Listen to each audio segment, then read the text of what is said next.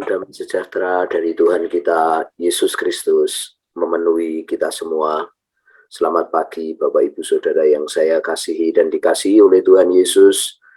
Pagi ini saya ingin merenungkan firman Tuhan yang saya juga kaget gitu ya Saudara, karena firman Tuhan itu betul-betul saudaraku menemplak saya gitu, karena saya punya pendapat tentang sebuah adat, tentang sebuah kebiasaan di dalam masyarakat setelah saya mengikut Tuhan Yesus itu tidak begitu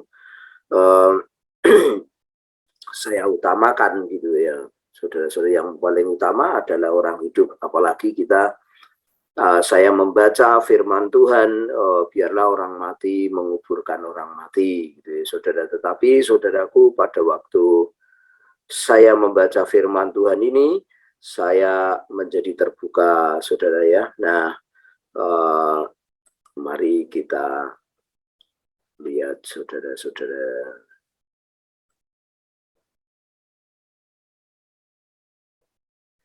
Ini judulnya menjadi bagian dari adat.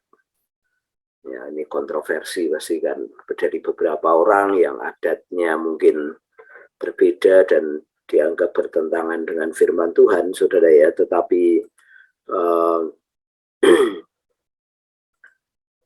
nah, ini dia. Yohanes 19 ayat 40. Mereka mengambil mayat Yesus, mengapaninya dengan kain lenan, dan membubuinya dengan rempah-rempah. Menurut adat orang Yahudi bila menguburkan mayat. Saudara-saudara, mungkin betul bahwa yang melakukan bukan Tuhan Yesus, saudaraku, yang minta juga bukan Tuhan Yesus, tapi adatnya orang Yahudi. Kalau orang meninggal, yang pertama dikapani kain, saudaraku, lalu diminyai, kemudian saudaraku dipocong dulu, saudara ya. Kalau orang Kristen pakai jas, kalau orang Yahudi dipocong gitu ya, saudara ya. Nah,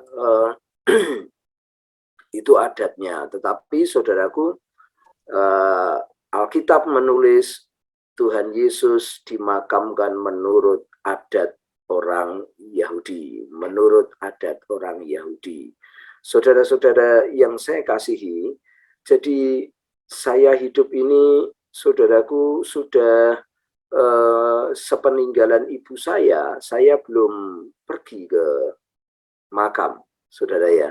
Tetapi kalau kita baca ayat Yohanes 20 ayat yang pertama, saudaraku, itu mengatakan bahwa minggu-minggu pagi benar ketika hari masih gelap, pergilah Maria Magdalena ke kubur dan ia melihat bahwa batu telah diambil dari kubur. Saudaraku, Maria pergi ke kubur dan itu adat orang sana, saudara, adat masyarakatnya demikian. Nah, saudara-saudara, penting sekali kita beradat, penting sekali kita menjadi bagian dari masyarakat itu, saudaraku ya, karena kita tahu bahwa kita hidup bermasyarakat, dan kalau ada sesuatu terjadi, tentu di rumah kita, tentu bukan saudara daging kita yang jauh dengan kita, tetapi masyarakat bagian dari yang terdekat itu yang pertama-pertama akan berkasih dengan kita, saudaraku ya. Nah, oleh karena itu sangat penting, saudaraku, kita menghormati adat kita yang tidak bertentangan dengan firman Tuhan, saudaraku ya, tentunya ya, dan kita juga hidup di dalam bermasyarakat dengan baik. Itu penting, saudaraku, supaya apa? Supaya kita menjadi terang di sana. Nah, saudara-saudara, saya lanjutkan dulu. Maria ini pagi-pagi juga pergi kepada kubur, saudaraku, dan kalau kita merenungkan dua ayat itu mengenai kematian, maka kita ingat Pengkhotbah 7 ayat 1. Lebih baik pergi ke rumah duka daripada ke rumah pesta. Hari kematian lebih baik daripada hari kelahiran, saudaraku. Sebab akhir dari segala sesuatu itu ada di situ. Rupanya, saudaraku, dari situlah kita bisa merenungkan, saudaraku ya.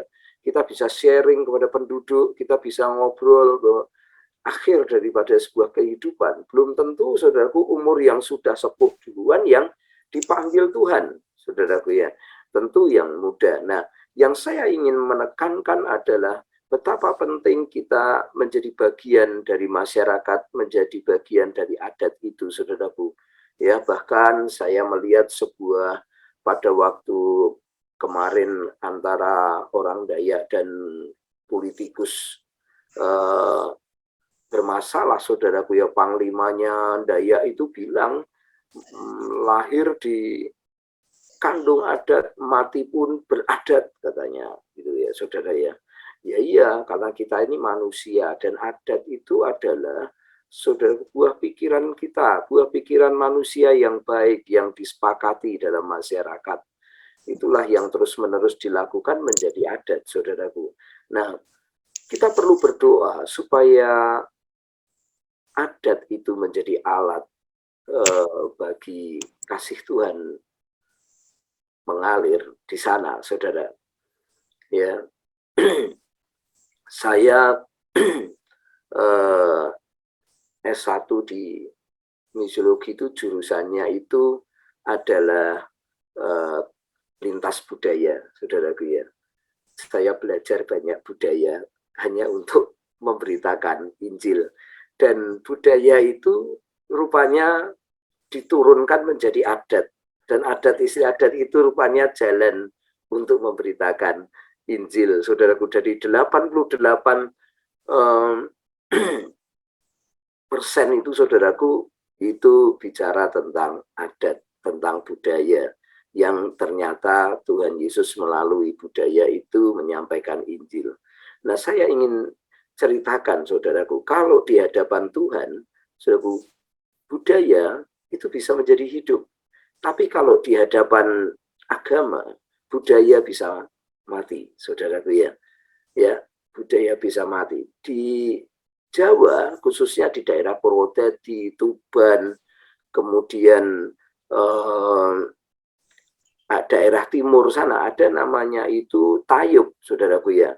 Dan saya meneliti tentang tayub itu.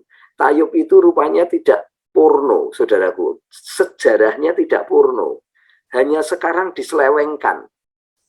Ya, jadi porno, saudara. Tayub itu, saudaraku, dipakai untuk menyambut raja. Gitu. Tayub itu tarian dipakai untuk menyambut raja atau panen raya. Gitu. Mensyukuri berkat Tuhan, ya, menyambut tamu mulia, gitu, saudara ya. Nah, bukankah anak yang bungsu yang hilang itu disambut dengan bunyi-bunyian, tari-tarian, saudaraku, dan dianggap mulia oleh papahnya sehingga dia disambut dengan tarian, bunyi-bunyian, ya, saudara-saudara ya. Tetapi manusia telah menyelewengkan budaya itu menjadi porno, ya, saudara, dan itu sangat saya menyayangkan. Dan tidak ada nabi-nabi Kristen yang menyuarakan bahwa itu mulia, bahwa itu baik, saudaraku. Tidak ada yang menyuarakan di sana. Akhirnya itu hampir sekarang hilang, paling sedikit aja, sangat sedikit sekarang. Saudaraku, kalau panen itu dilakukan itu sedikit sekali, saudara ya. Nah, kita penting sekali. Tuhan Yesus mati pun juga menggunakan adat, ya, sekalipun mungkin Tuhan tidak berpesan, nanti aku tulung diminyai, nanti aku tulung dipocong, nanti tulung aku dikit, enggak, saudara ya. Tetapi saudara-saudaraku, yang jelas adat itu penting untuk menyampaikan kebenaran firman Tuhan. Kita perlu, saudaraku, hidup di sana, saudaraku ya. Mari kita berdoa.